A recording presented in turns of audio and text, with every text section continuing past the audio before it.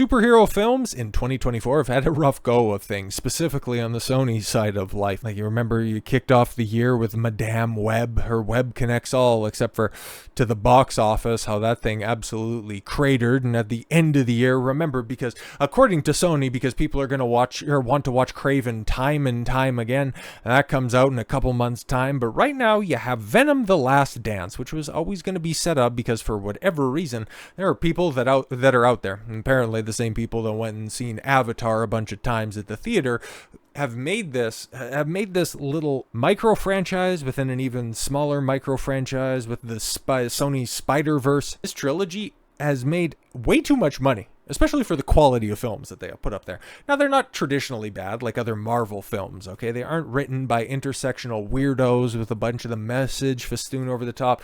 They're just old school fashioned bad, okay? Like an old TBS B movie that they just run in perpetuity, okay? That's the quality of writing that you get over there at Venom, and that's even from the people, because I've heard a couple of reviews that have gone from being, this is a bottom of the barrel writing that is just absolutely abysmal, to, yeah, it's kind of stupid, but it's kind of fun. Okay, like that's about the best praise that you're going to get from this. But it's ultimately not going to make a big impact. And well, at a time when Hollywood is having an absolutely ass cancer filled year, like outside of Deadpool and Wolverine and Inside Out 2, not a lot of bangers, okay? And especially what's left on the horizon. I mean, on the Disney side of life, you got Mufasa. That'll be something. Moana Moana 2's coming out. That could be something. That one might actually perform. But then you got Gladiator 2, which I know is going to be just awful. But a lot of this stuff doesn't come out until December, or at least after Thanksgiving. Like Venom could end up making a bunch of money. It's not going to end up doing, Venom 1 numbers, which I think that film ended up making like $800 million. And Let There Be Carnage, that came out a couple of years ago, I think still made like $600 million. But the way that they try to say that this is a flop, okay, comes up short. A $51 million opening weekend. Yeah, but makes up for the shortfall abroad. Yeah, because you take a look at the split, and it's kind of crazy, all things considered. But after the Saturday update, the previous Venom, Let There Be Carnage, drew 10 million people during its opening weekend off of a $90 million opening, and the threequel, The Last Dance, pulling in close to half the admissions. And that's interesting now that Hollywood is finally reporting that, oh yeah, ticket sales, yeah, guys, we have a problem here because fewer people are going. We're charging more money. I don't get it. We're finally making people pay their fair share, and now they don't want to turn out. I don't get it. What's happening? But the numbers speak for themselves, at least at the domestic box office, as Sony Marvel's Venom: The Last Dance saw the franchise's lowest domestic opening with $51 million at $22 million Friday, with previews wrapped up in that $16.8 million Saturday. Yeah, went up against the Dodgers-Yankees World Series, which I don't really think there's going to be a lot of crossover for people wanting to go to the theaters.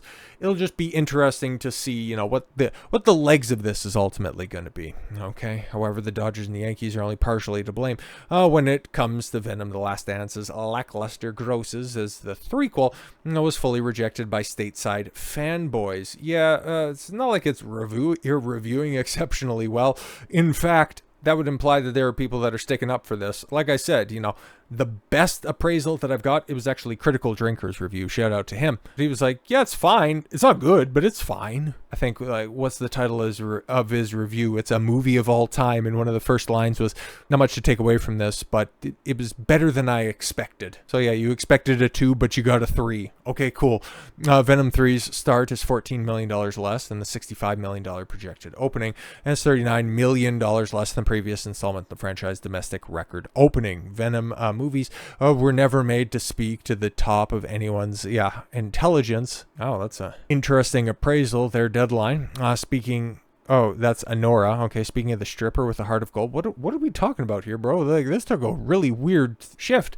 I want to go ahead and focus on Venom because it blew away the competition, which is incredibly light right now. Like, you take a look and it's like, okay, cool. You got some Halloween hangers on with like Terrifier 3, Smile 2, Joker at 12, which did it break $200 million? Like, let's take a look at this. I don't know. Did it? Oh, it just barely did. God damn it. I wanted to keep it down there as far as possible. What an abomination that is. But $51 million for Venom, and next week, like, it's just light on competition. It could have good legs. Okay. This could be one of those things where it's like, yeah, it's not great, but it's not bad either. And if you want a chance to just get out there before the holidays get into full swing and you want to get some member berries for a decent superhero film, it'll probably suffice, I guess. But just taking a look at the breakdown right there, like $51 million opening weekend, and then a $124 million international number, meaning that it already has totaled $175 million opening. That's crazy, man. Like, this is why Sony continues to make these films, and it's crazy, right? As somebody, like, I was born 1990, especially during the heyday of the Spider-Man animated movie and those good old SNES and Sega Genesis games, where Venom was the coolest dude going, okay? Like, when it came to prominent Marvel characters, he was right up there with Spider-Man, okay? Spider-Man's #1 nemesis, okay? Like, yeah, he had Doc Ock, Green Goblin, all of that crap, but Venom... Yo, man, Venom was, he was him. The fact that he's relegated to just this absolutely strange franchise where he's comedy relief to Tom Hardy, who is an actor that I like, but what did you do to Venom? He's dancing with old Asian ladies in Las Vegas. Like, what the fuck is going on? That's about the high watermark when it comes to superhero movies for the rest of the year. Because, yeah, Craven ain't going to do shit. We started the year off with Madam Web, and we're going to end it with Craven. It's going to be of equal quality because guess what? They're both written by the same guys. It's going to be nice, okay? Because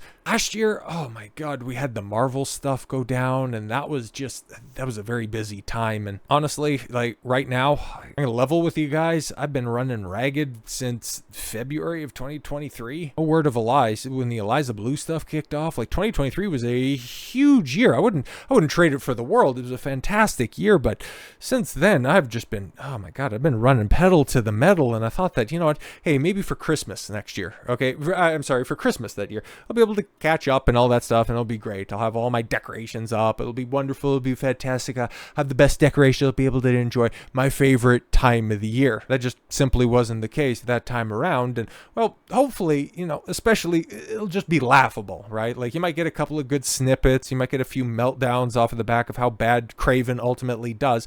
But hopefully we'll be able to just meme over the top of it, and I'll be able to catch up on things. But now I'm also thinking, and it's like, okay, well, the entertainment side of things, because by that point in time, like, Dragon Age the Veilguard will have completely and totally cratered, which I could only imagine that thing's going to be just an abomination. But still, most of the woke disasters will have calmed down by then. But then we're also going to have the aftermath of the election. So yeah, hope I can get some rest or something like that, because after inauguration, it's going to be interesting to do this type of stuff instead of being on the back foot of the establishment persecution trying to censor you and take you off of the platform. Because I remember what was happening in the aftermath of the previous election when my channel in 2021, between 2021 and 2022, got 14 different strikes, and I had a second channel taken down, and that was an entire thing. So it'll be interesting to see with the evolution of entertainment this time around. But then also media, establishment media, and its death throes. It'll be very interesting to see what happens in gaming and in Hollywood entertainment and in TV shows,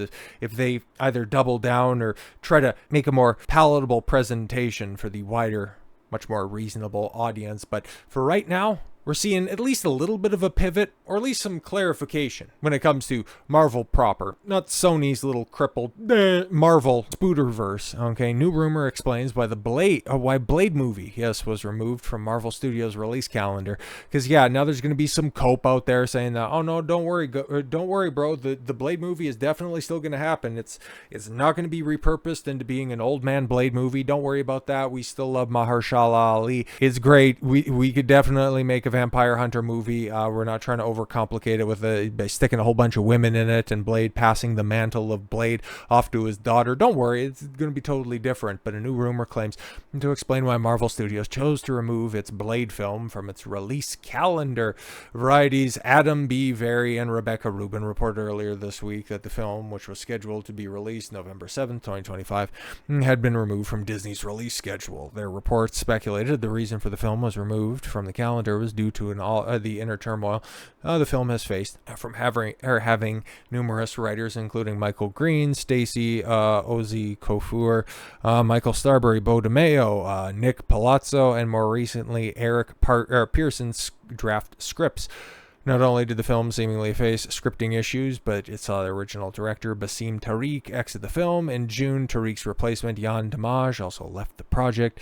Also noted from insiders informed that Marvel didn't want to move forward with a Blade that doesn't live up to its predecessors, which arguably at this point in time, yeah, Disney's not capable of producing something that would live up to those late 80s, early 2000s offerings. Following the report, a rumor from Alex Perez of The Cosmic Circus shared the reason for the film was removed because the story is disconnected from the rest of the Multiverse Saga. So yeah, they're trying to kick the can down the road to just simply get on the other side of this Secret Wars reboot where you bring in Robert Downey Jr. to just lay some new groundwork. You bring in Doctor Doom and then you just reset everything, recast your main heroes, and then just not screw it up this time around. Yeah, same goes for Armor Wars, Nova.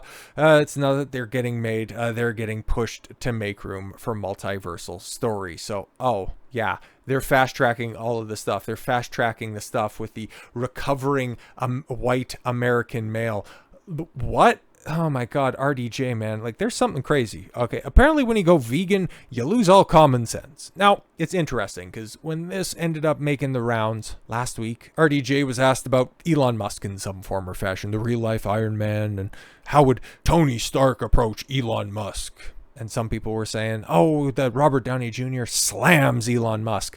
When in actuality, when you read out the entire context of his quote, it was more or less just fence sitting, really. It was just somebody who doesn't really have a strong opinion on somebody saying, yeah, I wish he'd do some things better. You know, some things I like what he does. Other things I think he's a little bit too braggadocious, but all things considered, he's definitely one of the people of all time. And it's like, okay, cool. Vacuous answer from an actor. That's fine, man. It was just the cringy way he prefaced his answer, which, man, what in the blue hell are we doing out here? You're Robert Downey Jr. What's with this self-flagellation shit, bro?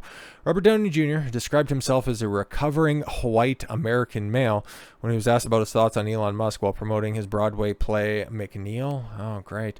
In an interview with Kara Swisher on her podcast On with Kara Swisher, Downey noted, how do you feel about Elon Musk? I think he's cosplaying Tony Stark almost all the time.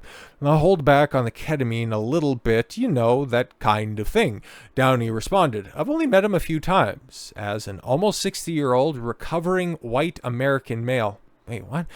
I just wish he would control his behavior a little more, but that's not on me.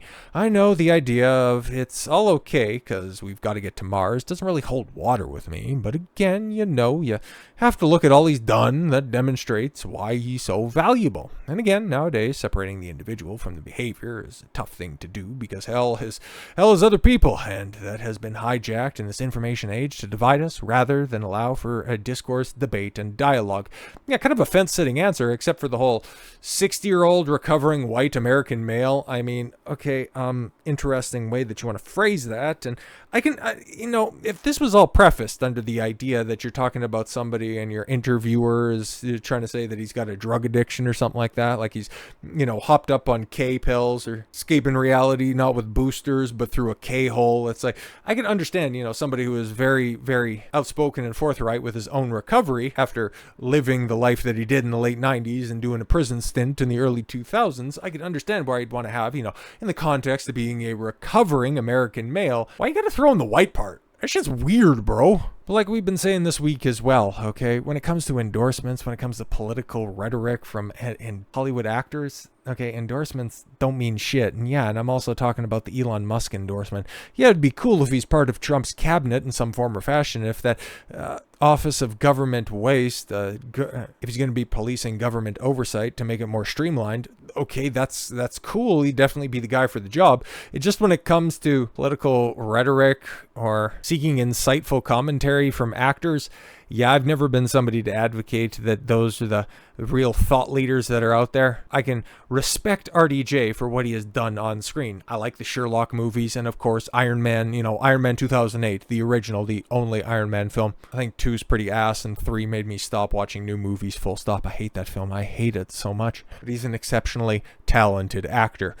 When it comes to a thought leader, though, on the other hand, I think his statements kind of speak for themselves. But superhero films, it's going to be an interesting few years. What's Sony going to do with their Spooderverse? What's Marvel out here doing? How much more cringe shit can we expect in the next couple of years? Spoilers, quite a bit.